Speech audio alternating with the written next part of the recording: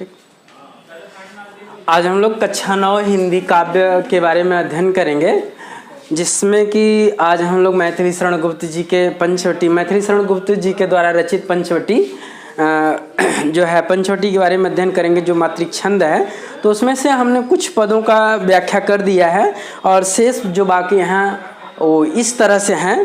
कहते हैं विखेर देती वसुंधरा मोती सबके सोने पर, रवि बटोर लेता है उनको सदा सवेरा होने पर।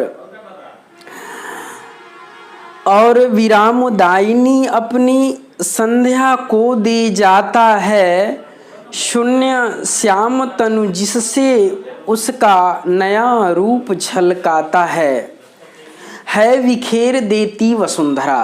पंचवटी के सौंदर्य का वर्णन यहाँ मैथिली शरण गुप्त जी करें। मैथिली शरण गुप्त जी करें कि उस पंचवटी की छाया में वहाँ का जो प्रकृति का जो नेचुरल वातावरण था, प्राकृतिक जो वातावरण था, वह इतना सुंदर था कि उसी का वर्णन करें। है विखेर देती वसुंधरा मोती सबके सोने पर। जब सब लोग वहाँ सो जाते थे तो धरती अपने ओश रूपी है विखेर देती वसुंधरा मोती सबके सोने पर, ओश रूपी मोतियों को क्या कर देती थी, एकदम चारों तरफ फैला देती थी। जैसे ही सब लोग सो जाते थे, शाम होता था, यह वसुंधरा में धरती हरे हरे घास के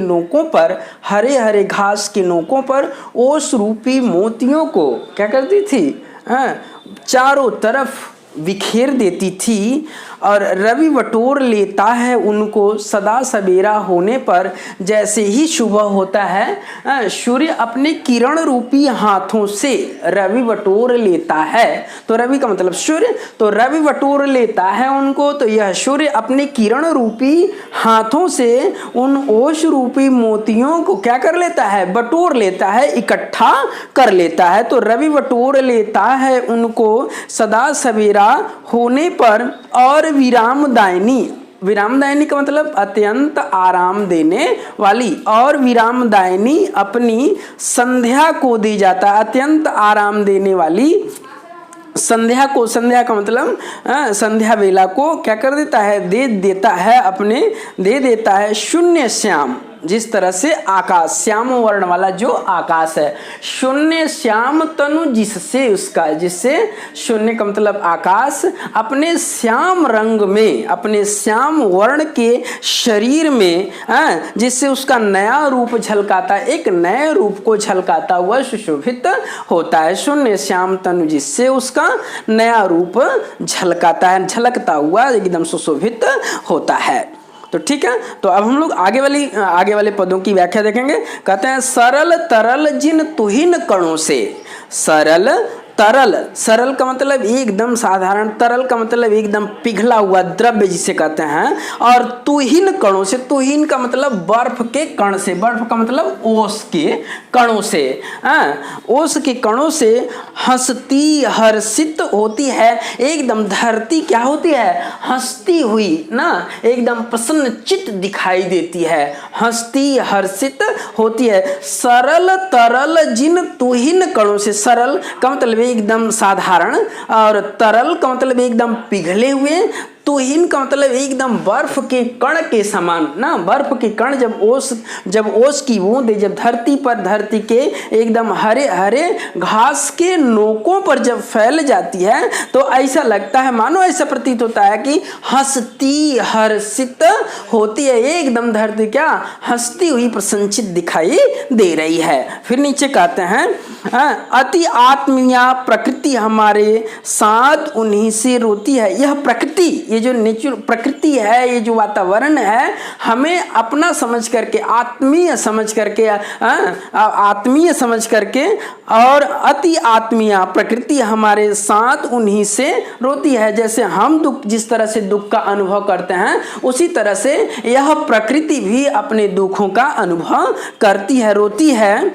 अनजानी भूलों पर भी वह सद्य दंड तो देती है। यदि मनुष्य से यदि अनजाने में कोई भूल हो जाता है, जाने और अनजाने में प्रकृति के साथ मनुष्य कोई भूल कर देता है या प्रकृति के साथ छेड़छाड़ कर देता है, तो यह प्रकृति उन्हें तुरंत यह प्रकृति जिस धरती पर रहने वाले मनुष्यों को तुरंत दंड से भी दंडित करती है। जैसे हम लोग प्रकृति के साथ जैसा छेड़छाड़ करते हैं, प्रकृति भी हमारे लाइफ के साथ, हमारे जीवन के साथ वैसा व्यवहार करती है। जैसे कि आप लोग देख रहे हैं, जैसे बाढ़ का आना, सूखा पड़ जाना, मानसून गंदा हो जाना, तो जिस तरह से हम प्रकृति को दूषित करते हैं, तो प्रकृति भी हमारे जीवन को क्या करती है, दूषित करती। जैसा व्यवहार हम उसके साथ करते हैं, वो प्रकृति भी हमारे साथ वैसे ही व्यवहार करती है।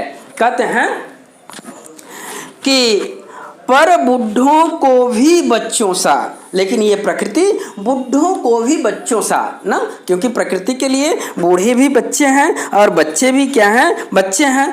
तो पर बूढ़ों को भी बच्चों सा सद्य भाव से सेती है। जिस तरह से यह प्रकृति बच्चों के साथ आचरण करती है, वही आचरण यह वृद्ध के साथ भी करती है, ना तो किसी से कम। जिस तरह से एक माँ है, बच्चे के साथ जिस तरह से समान व्यवहार करती है, ना तो बड़े बच्चे के प्रति ज़्यादा, ना छोटे बच्चे के प्रति कम, ना छोटे बच्चे के प्रति ज्यादा और बड़े बच्चे के प्रति कम, ऐसा कुछ नहीं, समान व्यवहार। जिस तरह से एक माँ अपने बच्चे के साथ समान व्यवहार करती है, उसी तरह से यह प्रकृति भी, ये वातावरण भी, ये प्रकृति भी, चाहे वृद्ध हो चाहे बच्चे हो, ये सब के साथ अच्छा व्यवहार करती है। लेकिन जैसे ही हम लोग प्रकृति के साथ छेड़छाड़ करते हैं, प्रकृति भी हमारे जीवन से उसी प्रकार छेड़छाड़ करती है।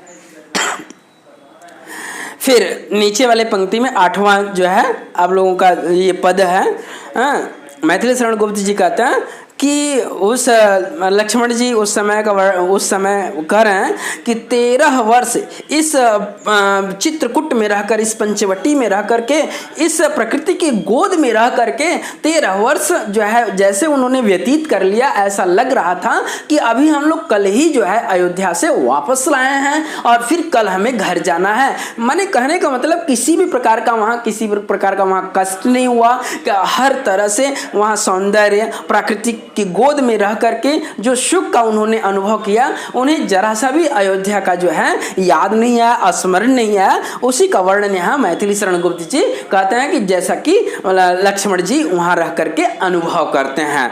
कहते हैं कि 13 वर्ष व्यतीत हो चुके ना, कि हम लोगों को वनवास आए 13 वर्ष समाप्त हो चुके, व्यतीत हो चुके हैं। पर है मानो कल की बात, मानो ऐसा प्रतीत होता है कि अभी हम लोग कल ही अयोध्या से वापस आए हैं, अयोध्या से वनवास के लिए यहाँ आए हैं।